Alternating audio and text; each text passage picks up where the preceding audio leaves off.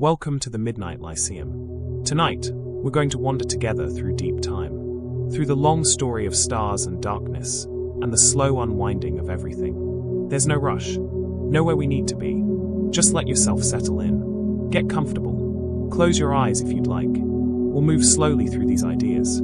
These strange, beautiful facts about time and space, and the universe's long, quiet journey towards stillness. Let's begin.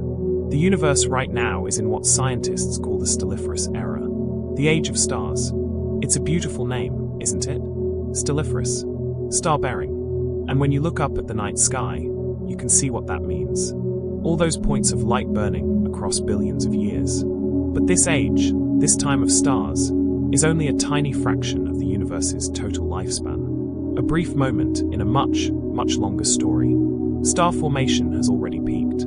The universe made stars most rapidly about 10 billion years ago. That was the golden age of cosmic creation. Vast clouds of gas collapsing, igniting, filling the darkness with light. We live in the aftermath, in the long, slow decline. In about 10 trillion years, maybe 100 trillion years, ordinary star formation will stop. The usable gas will be exhausted. No more fuel, no more new stars, just the ones that remain, burning down, growing dim. Our sun will die in about 5 billion years. 5 billion years is such a long time, longer than we can really hold in our minds. Civilizations will rise and fall. Species will evolve and vanish. Continents will drift across the face of the earth. But eventually, the sun will swell. It will become a red giant, consuming the inner planets, maybe even the earth, and then it will collapse. What remains will be a white dwarf. A stellar remnant about the size of Earth, but containing most of the sun's original mass. Dense beyond comprehension. A teaspoon of that material would weigh as much as a car, and it will just sit there, in the darkness, cooling, radiating away its remaining heat over billions and billions of years. In about 100 billion years, all the sun-like stars in the entire universe will have burned out. 100 billion years.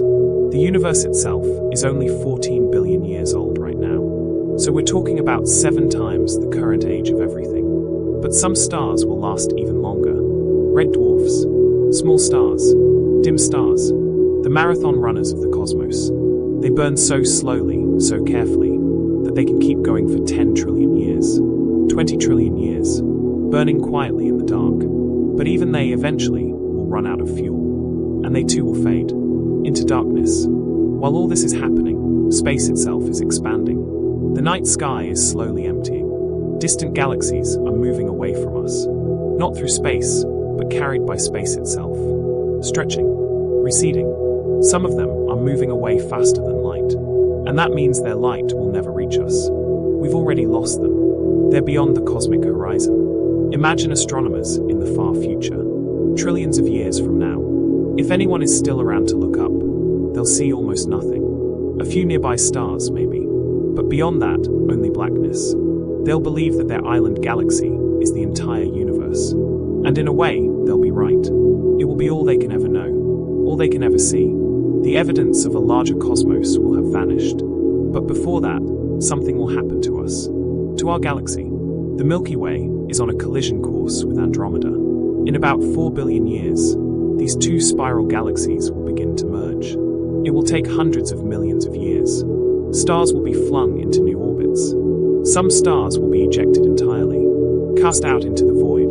They'll drift alone through intergalactic space. No galaxy to call home. No neighbors. Just endless emptiness in every direction.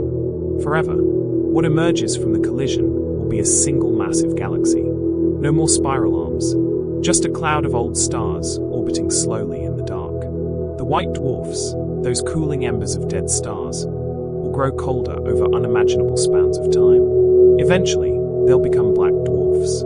Cold, invisible, dark lumps of crystallized matter, emitting no light, no heat, cosmic tombstones drifting through space. But here's something almost poetic. No black dwarfs exist yet. Not a single one. The universe simply isn't old enough. Even the oldest white dwarfs are still glowing. Faintly, still radiating, still just barely warm. Which means we live in a universe that has never known true stellar death. Not yet. Even planetary orbits are not we think of them as stable, predictable. The Earth orbits the Sun, the Moon orbits the Earth like clockwork. But over immense time, gravity is chaotic. Small perturbations accumulate. Orbits shift. Planets can be flung out or spiral inward or collide. Given enough time, every solar system dismantles itself. Structure is only temporary. There's something else cooling along with everything else. The cosmic microwave background. Right now, this ancient radiation is about 2.7 Kelvin, just a few degrees above absolute zero. It's the faint afterglow of the Big Bang itself, but it's getting colder every moment. As space expands, the wavelengths stretch. The photons lose energy. Eventually, this radiation will stretch so much it becomes physically undetectable. The echo of creation will fall silent. You know, the early universe was hot, incredibly hot, but it was also low entropy. That might sound strange. Heat and disorder usually go together in our minds. But when you consider gravity, the early universe was actually highly ordered. All that matter, all that energy, was spread evenly, uniformly, and then gravity got to work, pulling things together, creating clumps, stars, galaxies, structure. But every bit of structure that forms increases entropy somewhere else. Entropy is a strange concept.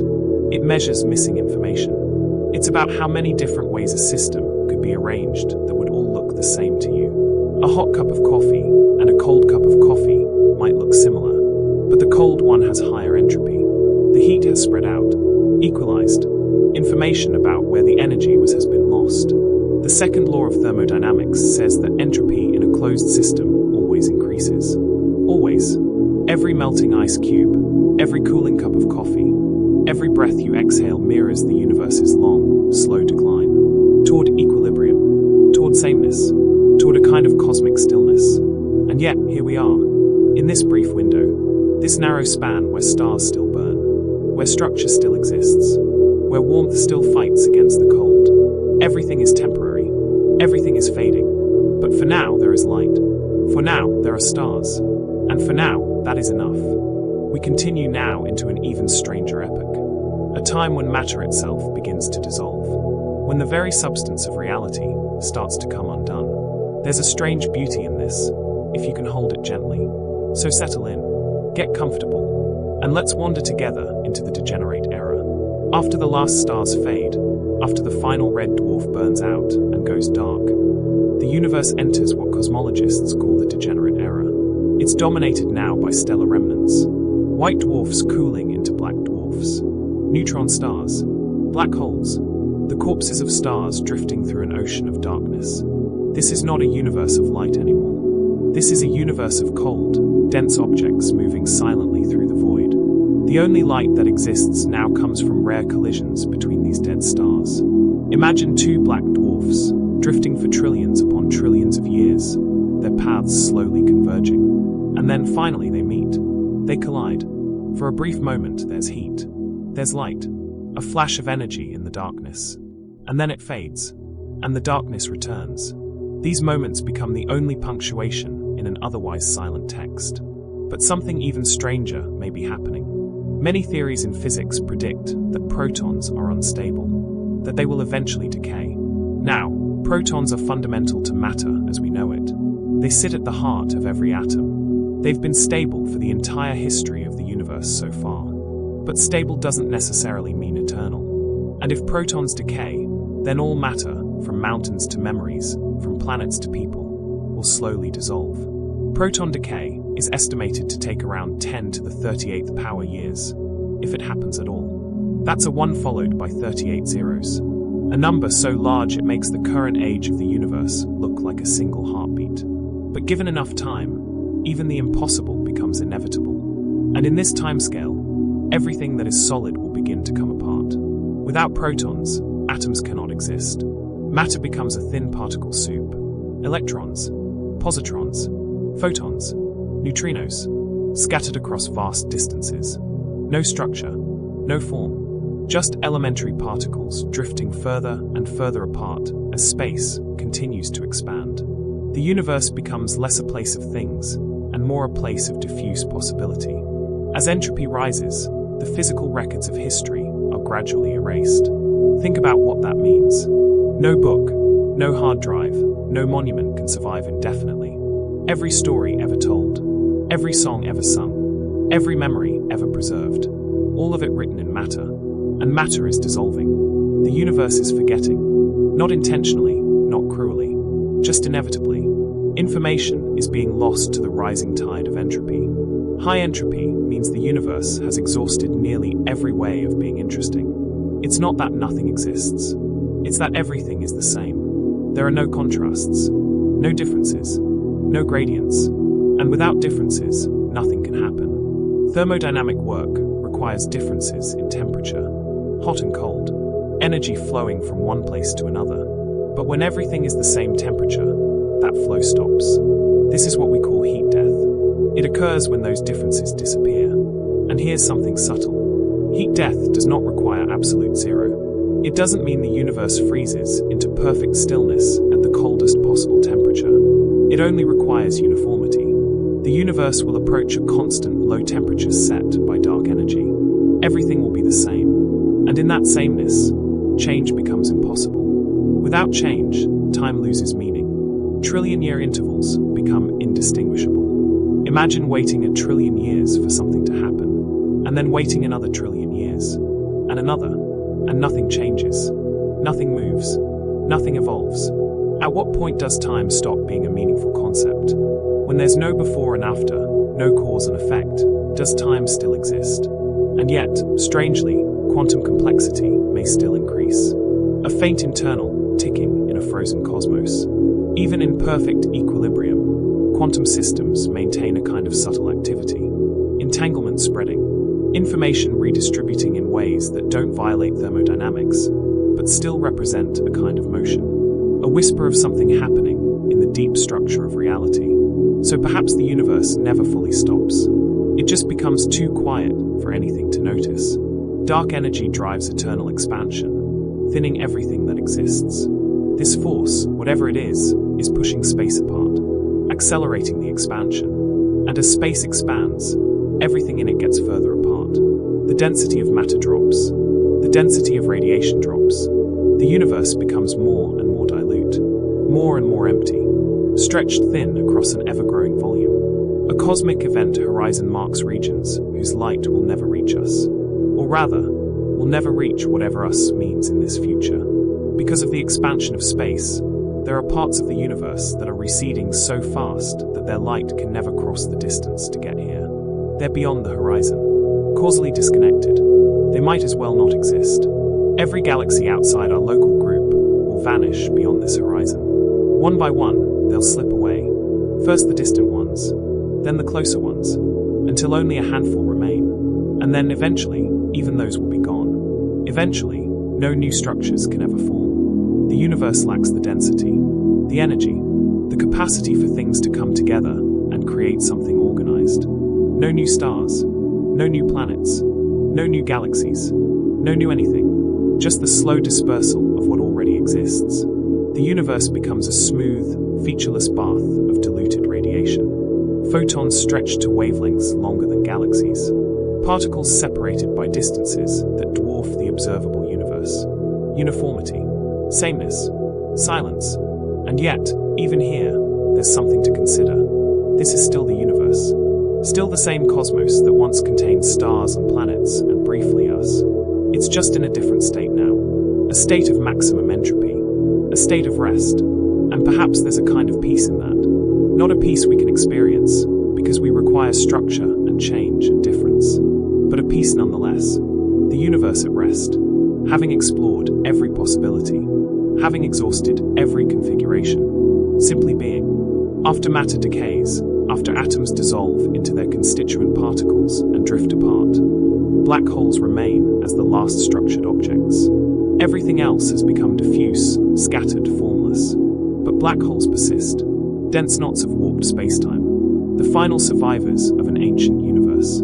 They drift alone in total darkness, monuments to gravity, the last things that can still be called objects in any meaningful sense. Supermassive black holes, the ones that once sat at the centers of galaxies, will drift through the void for incomprehensible spans of time. Trillions upon trillions of years. They have no companions now. No stars orbit No gas feeds them. They exist in perfect isolation. Silent, patient, waiting. Black holes contain most of the universe's entropy. This is a strange and profound fact. We tend to think of black holes as simple, almost featureless, but they are actually the most disordered objects in the cosmos, the most complex. Every particle that ever fell into a black hole increased its entropy. All that information, all that history, encoded somehow in the structure of the event horizon. They are the final archives of cosmic disorder, the last libraries holding records that can never be read. But even black holes are not eternal. Black holes slowly evaporate via Hawking radiation. This is one of the most remarkable discoveries in theoretical physics. Quantum effects at the event horizon cause black holes to emit particles, to radiate, to lose mass. Slowly, incredibly slowly, but inevitably. A solar mass black hole, one about the mass of our Sun, takes about 10 to the 67th power years to disappear.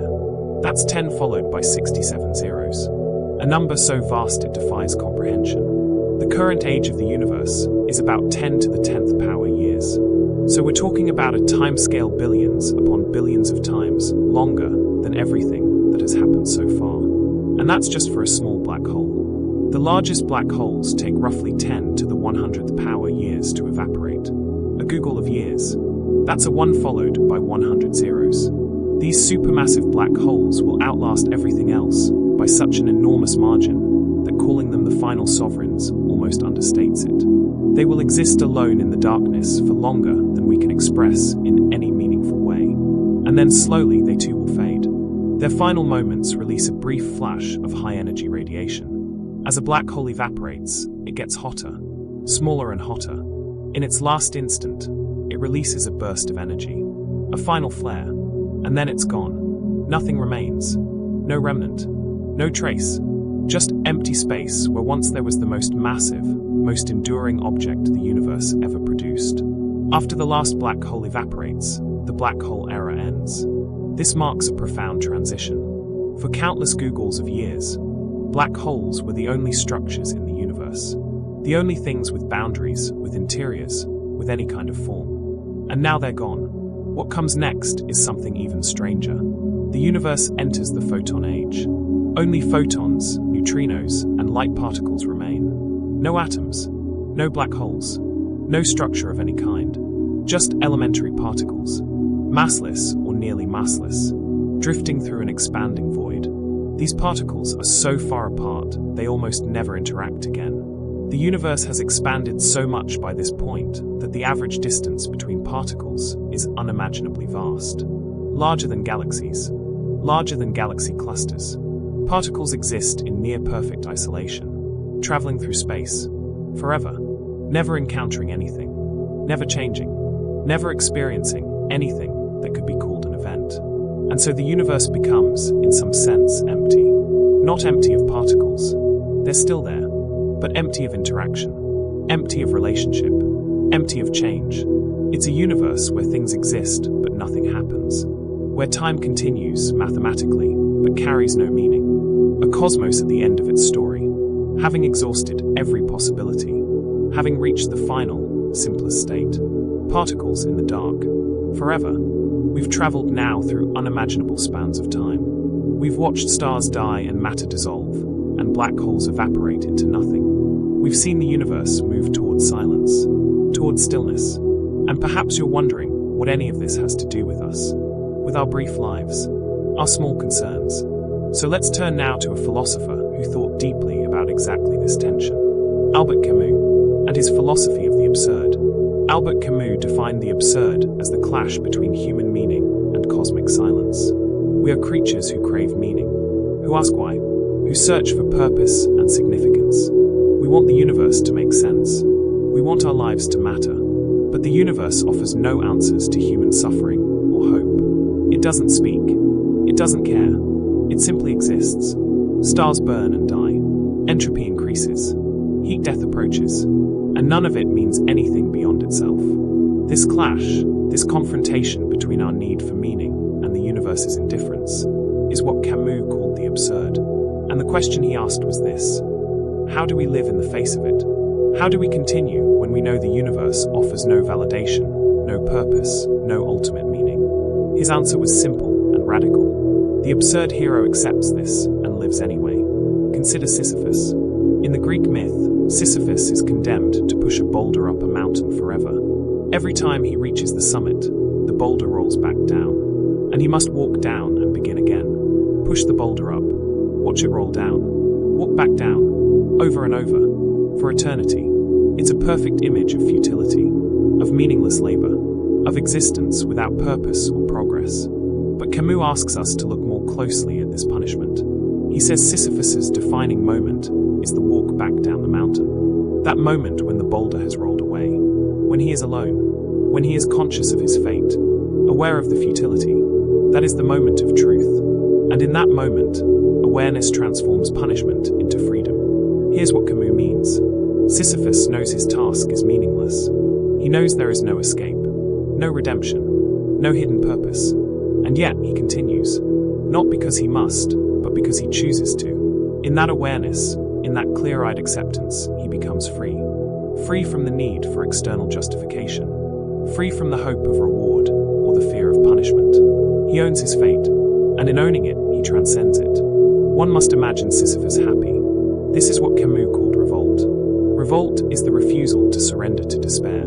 It's not denial. It's not pretending the absurd doesn't exist. It's not constructing false meanings or comforting illusions. Revolt is living fully and passionately while knowing that the universe offers no validation. It's saying yes to life even though life offers no ultimate justification for itself. It's the act of creating meaning in a meaningless cosmos. Camus rejected philosophical systems that deny meaninglessness. He had no patience for religions or ideologies that promised hidden purposes or cosmic justice or redemption beyond this life. Not because he wanted to be cruel or pessimistic, but because he believed these systems were fundamentally dishonest. They asked us to look away from the absurd instead of facing it directly. And in looking away, we lose our freedom. We become slaves to false hopes. The absurd hero doesn't surrender, doesn't flee, doesn't close their eyes. They look directly at the meaninglessness and choose to live anyway. That choice, that defiant yes, is the highest form of freedom. Absurd freedom arises when no higher judgment exists. When we stop appealing to gods or cosmic purposes or historical inevitabilities, we become truly free. Free to create our own values. Free to determine what matters to us. Free to live according to our own lights. This freedom is terrifying because it comes with complete responsibility. But it's also exhilarating. We are not bound by pre-existing meanings. We are the creators of meaning. Passion means living fully despite impermanence. Camus believed in intensity, in presence, in experiencing life as deeply and completely as possible while knowing it won't last, knowing it doesn't lead anywhere. The heat death of the universe doesn't diminish the reality of this moment. The eventual silence doesn't make the present moment less vivid or less valuable. If anything, impermanence gives life its urgency, its weight, its beauty. Any justice or beauty must be created by humans. The universe doesn't provide them. Heat death is the bottom of the hill. Entropy, dissolution, meaninglessness. That's what the cosmos offers. But striving is the climb. Every act of creation, every moment of love, every pursuit of justice or beauty is us pushing the boulder up the mountain, knowing it will roll down, doing it anyway, creating meaning in defiance of meaninglessness. Mortality gives urgency and weight to choice. If we lived forever, nothing would matter. Every choice could be deferred. Every mistake could be corrected. But we don't live forever. We have a finite number of days, a finite number of breaths, and that finitude makes our choices real, makes them matter, not cosmically, not eternally, but to us, in our brief span. And that's enough. Meursault, the protagonist of Camus' novel The Stranger, embodies cosmic indifference without illusion. He refuses to lie about his feelings, refuses to perform emotions he doesn't feel, refuses to pretend the universe cares. And for this honesty, for this refusal to participate in comfortable fictions, society condemns him. But in his final moments, facing execution, he opens himself to the gentle indifference of the world and finds peace, not because the world suddenly became meaningful, but because he stopped demanding that it be.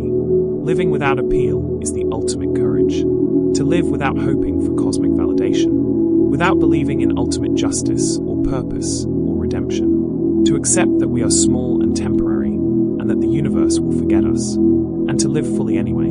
To create meaning anyway. To love and work and strive anyway. That's courage.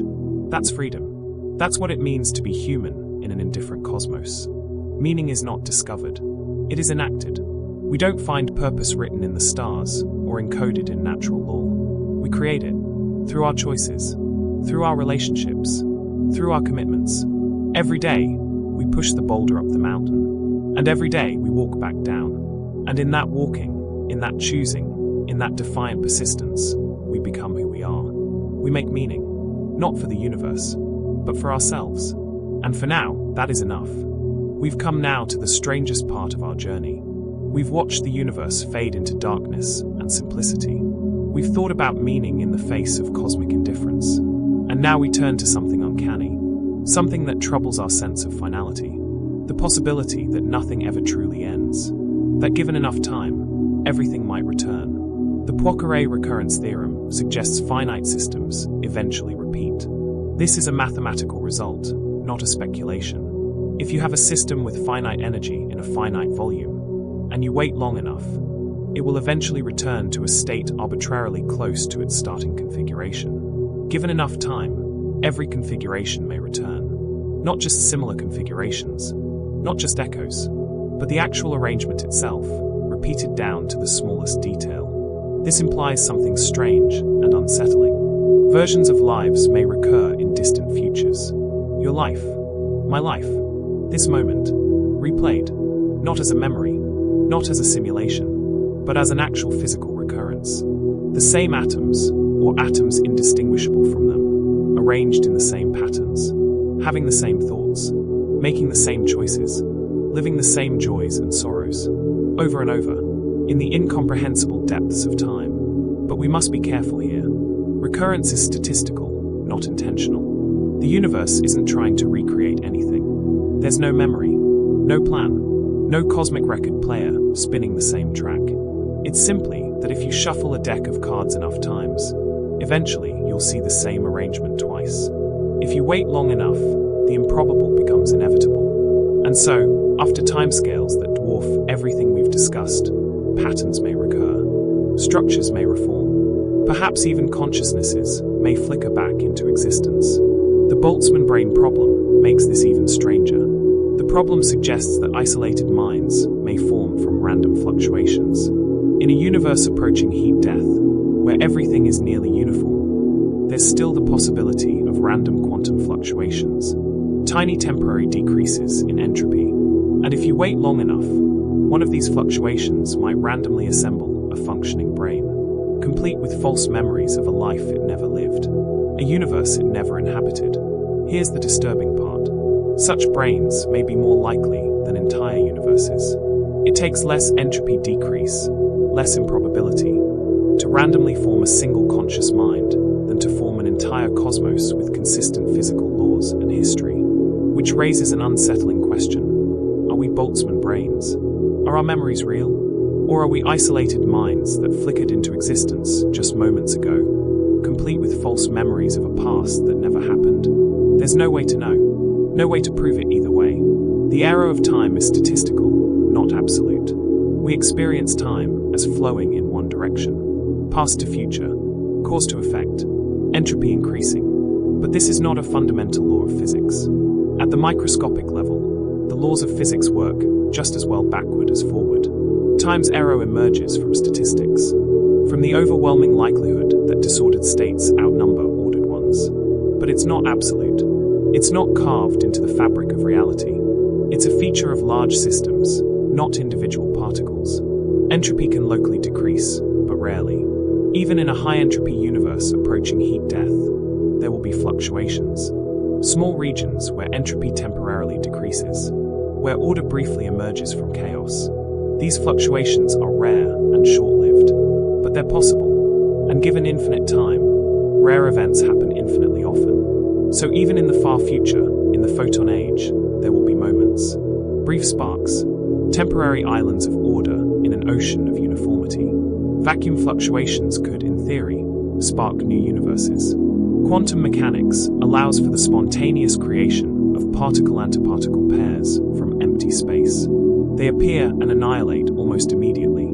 But if conditions are right, if the fluctuation is large enough and of the right type, it could theoretically expand into a new universe. A new Big Bang. A new cosmos with its own physical laws, its own stars and galaxies, its own possibility for life and consciousness. Bubbles of creation emerging from the void. So perhaps the story doesn't end. Perhaps the photon age is not the final chapter. Perhaps the universe, even in its state of maximum entropy, continues to surprise, continues to create, not purposefully, not meaningfully, but inevitably. Given enough time, the improbable becomes certain. And so the cosmos might be filled, across unimaginable spans of time, with recurring patterns, Boltzmann brains, fluctuating pockets of order, new universes being born from nothing. This is the uncanny part, the part that refuses clean endings, the part that suggests nothing is truly final. Not even heat death, not even the end of time, because time doesn't end. It just continues, mathematically, indifferently, and in that continuation, there is always the possibility of return, of recurrence, of something, somehow beginning again. And so we find ourselves in a strange place. The universe may fade into near nothingness, but that nothingness is not empty. It seethes with quantum possibility. It contains the seeds of infinite recurrences. And somewhere, somewhen, in the unimaginable vastness of time, this moment might happen again. You might exist again. We might have this conversation again. Not as copies, not as echoes, but as the same pattern, reformed by chance from the chaos. Does that thought comfort you? Or unsettle you? Perhaps both. Perhaps neither. Perhaps it simply reminds us of how strange existence is. How contingent. How improbable. And yet here we are. In this moment. Real for now. Whatever now means in a cosmos where time is statistical and recurrence is inevitable. Here we are. Conscious. Aware. Thinking about the beginning and the end and everything in between. And maybe that's enough. Not forever. Not eternally. But for now. In this arrangement of atoms, in this brief pocket of order against the long decline toward equilibrium. For now we exist, we think, we wonder, we push our boulder up the mountain, and we walk back down, and perhaps, in some unimaginably distant future, we'll do it all again. But right now, this moment is the only one we have, the only one we need.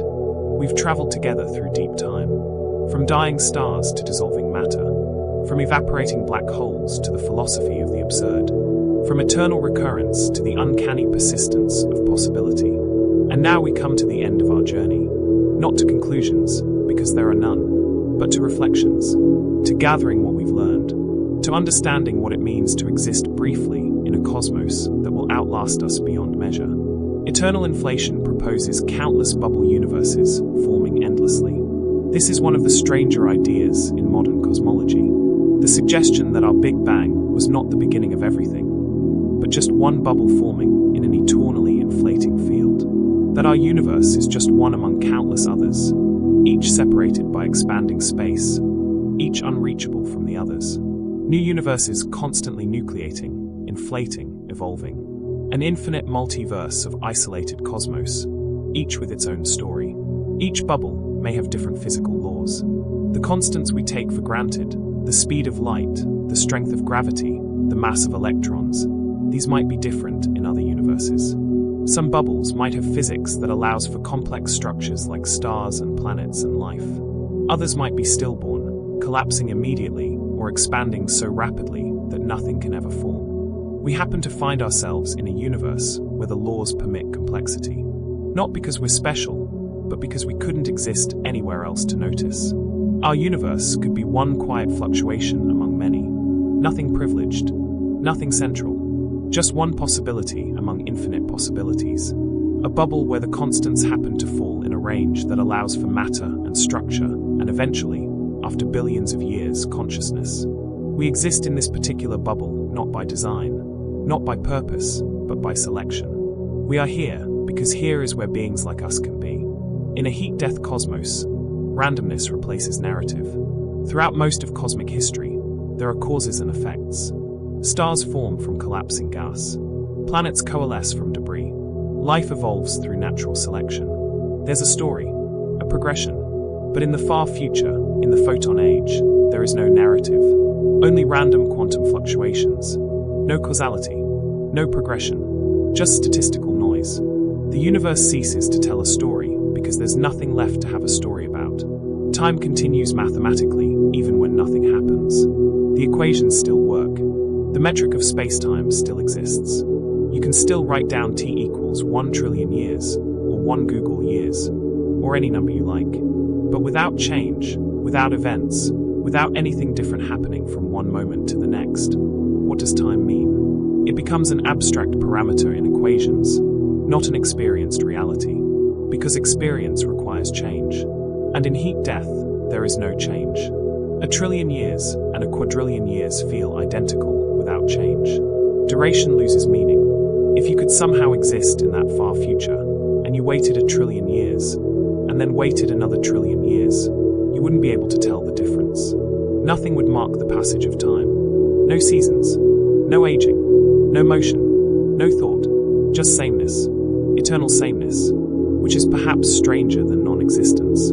Existence without experience, time without passage. Memory requires entropy gradients. Perfect equilibrium erases remembrance. Memory is a physical process. It requires recording information in some substrate. And recording information means creating differences. High entropy here, low entropy there. Patterns that represent the past. But in perfect equilibrium, you cannot create differences. You cannot record anything. Cannot remember anything. The past becomes inaccessible, not because it didn't happen, but because there's no way to encode it. No way to store it. No way to retrieve it. Consciousness depends on energy flow and contrast. Your brain right now is burning glucose, driving electrical signals, maintaining gradients across cell membranes. All of this requires energy flowing from high concentration to low, from order to disorder. Consciousness is not a thing. It's a process. And processes require gradients, require differences, require the flow of energy from somewhere to somewhere else. In total equilibrium, awareness becomes impossible, not because consciousness is destroyed, but because the conditions that allow it to exist have vanished. The flow stops, the gradients disappear, and with them, the possibility of experience. Meaning survives only while gradients exist. This is perhaps the deepest connection between thermodynamics and philosophy. Meaning is not a cosmic property. It's something created by complex systems like brains. Systems that maintain themselves far from equilibrium. Systems that temporarily resist the slide toward disorder. Life is a temporary rebellion against entropy. Every living thing maintains gradients, keeps its interior different from its exterior, processes energy, resists dissolution. For a while, every thought burns fuel against the dark. The thought you're having right now, this very moment, requires your brain to consume energy, requires neurons to fire, requires chemical gradients to be maintained and then expended. Every moment of consciousness is a small victory against entropy, a temporary eddy in the stream flowing toward equilibrium. You are not separate from the universe's long decline. You are part of it, but you are also, briefly, something that pushes back. Something that creates local order at the expense of increased disorder elsewhere. And so, this is where we leave it. Not with answers, and not with comfort in the usual sense, but with clarity. We exist in a universe that does not promise meaning, permanence, or justice written into its structure. And yet, for a brief span of time, in a narrow window between a hot beginning and a cold end, complexity blooms. Awareness flickers, thoughts form, stories are told. Love, curiosity, and wonder appear, not because the universe demands them, but because it allows them. That allowance is enough. Meaning does not need to be eternal to be real. It does not need to outlast the stars to matter. It only needs to be lived while it can be. And so, if the universe will one day fall silent, that silence does not erase what came before. It simply surrounds it. For now, the gradients still exist. The flow still moves. Thought still burns softly against the dark. And in that fragile, temporary light, it is enough to rest.